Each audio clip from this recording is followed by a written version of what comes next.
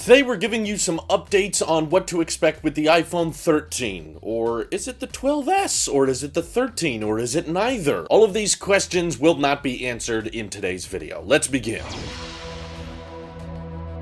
First piece of news that, in case you missed it, you better know about it now, because you better start getting used to this trend to continuing, but the iPhone 13 is going to have a big old fat camera bump on the back. According to some pictures shared on Weibo, we're seeing the first cases that are apparently optimized for the next generation iPhone, and it shows how much bigger the camera module is, particularly for the Pro model, because this is apparently for the iPhone 13 Pro, but it is snapped on the back of an iPhone 12 Pro. So in case you forgot, last year, the iPhone 12 Pro Max actually did get quite a much larger camera module than the regular 12 Pro, partly in thanks to the sensor shift image stabilization, which, like, nobody noticed was there. But if you do side-by-side videos, you can notice it. And Apple's decided that this unnoticeable feature is so crucial and so important that they want to bring it to more iPhones throughout the lineup. So now the 13 Pro will be getting a much larger camera system, and the difference between the 12 Pro Max and the 13 Pro Max cameras are not that major. For a while there, people were thinking that the case people were looking at online was actually of a 12 Pro Max versus a 13 Pro Max, making people think that the 13 Pro Max camera module was going to be just even larger and going into S20 Ultra territory. But in reality, it's actually not that bad for the Max model. It's a bit bigger, and there have been a lot of reports of the ultra-wide sensor finally being fixed so that it's a lot more sharp and probably capable of doing more macro type photography, because right now the ultra-wide lens between the 11 and the 12, basically there were no changes, and it's still kind of a soft sensor that's not as sharp as the main lens, so that should be fixed in this update, hopefully. And also just prepare yourself to have even larger camera modules on the back, because my goodness, it is starting to get a little bit ridiculous. You know, when the iPhone 6 first showed that a camera module could pop out the back of a phone, I was like, okay, I don't really love this. Hopefully they can fix it in the future. Then iPhone 7 came around and it starts getting even wider and bigger, and I'm like, okay, well, the camera is very good, but I hope someday they can make it smaller. iPhone 10 comes along now, it's going downwards and the edges are more sharp on it. I'm like, oh geez, okay, it's getting worse. iPhone 11 comes out and literal cellular mitosis begins and the lens gets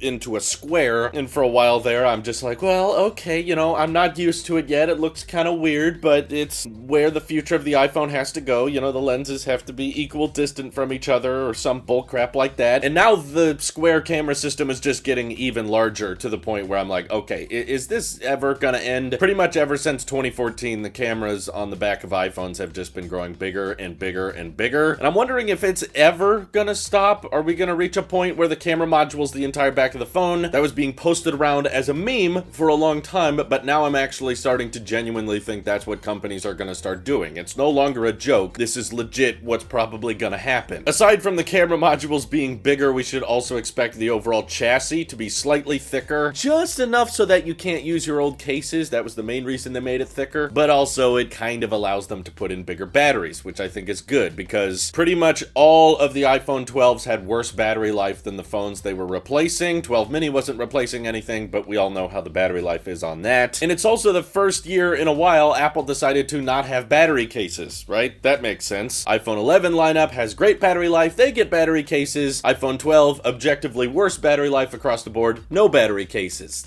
Thanks, Apple. That makes perfect sense. But then Economic Daily News came forward with a kind of bold report going up against a lot of what has kind of been rumored and kind of been expected for a long time. I was too in this department, thinking that because this sounds fairly incremental with a lot of the upgrades this year, it doesn't feel like an extremely major year. You know, 120 hertz is a big deal for me, but I don't think it's a big deal to the average consumer. And there's no real redesigns on the front or sides of this iPhone. It seemed like an S year for me. So that's why for the longest time I assumed it is going to be called iPhone 12s, iPhone 12s mini, iPhone 12s Pro, and Pro Max. Yeah, it's a mouthful. It's a big amount of syllables until you realize that iPhone 11 Pro Max is still technically more syllables than 12s Pro Max. It just sounds very complicated, but honestly, I have not heard of a great solution Apple could switch to that would result in it being less complicated. complicated. If you ditch the numbers entirely, then we have to start saying screen sizes and years, which is just a whole nother mouthful. But Economic Daily News, going against the grain, is saying Apple actually is going to call this the iPhone 13, 13 Pro, 13 Mini, and 13 Pro Max, which doesn't really sound super believable to me, but who knows? Maybe Apple is seeing all these people say how 12S Pro Max is too complicated of a name, and because it's so complex, Apple's just gonna skip the S naming. A lot of people seem to think Apple has already abandoned S naming. They haven't, they've just toned it down a bit. Apple was selling iPhones with S branding just 2 years ago with the iPhone XS and XS Max, and there was no iPhone 11S because the iPhone 12 was just a very big upgrade and there was a huge redesign to go along with it. So they figured it wasn't really an S year because S year typically means, you know, speed improvements and all that. And there was also no iPhone 7S, so that kind of kills off the rumor that Apple has to use the S year every other year, and if they don't do it every other year, that means Apple has somehow abandoned the S branding. But it would definitely be weird if this year they actually decide to go with 13, even though a lot of us would probably think this is more of an S, you know, incremental upgrade. Then I would start to think maybe Apple is okay with never using the S terminology again, because if the way they've been naming things in the past continues, you know, 10, 10S, 11, now we have 12, just like we had iPhone 6, 6S, 7, and then 8/10. If Apple wants to continue tradition, then that would involve using the S year in 2021. So if Economic Daily News ends up being right, I'll start to think that Apple's done with the S years, and I'll have to really wonder to myself what their long-term vision is for the naming, because I don't know if iPhone 17 Pro Max is going to roll off the tongue quite as well. A lot of people thinking 13 is an unlucky number for many, many countries, but I've seen people on Twitter bringing up as well that Apple has used iOS 13, iPadOS 13, A13 Bionic, 13-inch MacBook Pro. Apple is very comfortable with the number 13 across lots of different things they've advertised themselves, so I don't think it's that crazy to imagine using the number 13, and I don't think that it being an unlucky number for certain demographics is a great reason not to support it. I know certain phone companies like to avoid stuff like that, or they like to price things with lucky numbers and all that, but I don't know, that just seems like an unrealistic way to name products moving forward, because wouldn't then we always just incorporate the luckiest of numbers in the name and always keep them there and never take them away? I don't know, there's only so much superstition you can put up with. I just like to know how many people out there were like, oh, I would like to get that new iPhone, what's it called? Oh, it's called the iPhone 13, the